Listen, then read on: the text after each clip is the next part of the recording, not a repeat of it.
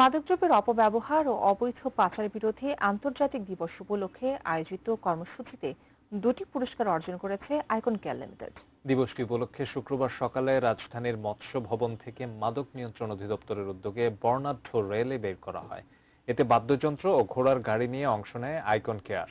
পরে ওসমানী স্মৃতি মিলনায়তনে আয়োজিত পুরস্কার বিতরণ অনুষ্ঠানে স্বরাষ্ট্রমন্ত্রী সালাউদ্দিন আহমদের হাত থেকে দেশের শ্রেষ্ঠ মাদক নিরাময় কেন্দ্র হিসেবে প্রথম পুরস্কার গ্রহণ করেন আইকন কেয়ারের চেয়ারম্যান ইমাদুল ইসলাম।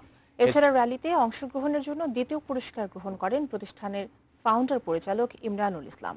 অনুষ্ঠানে আইকন কেয়ারের ব্যবস্থাপনা পরিচালক কামাল উদ্দিন, নির্বাহী পরিচালক মোহাম্মদ হানিফ, পরিচালক ফাহমিদা হক সহ প্রতিষ্ঠানের ঊর্ধ্বতন কর্মকর্তারা উপস্থিত ছিলেন।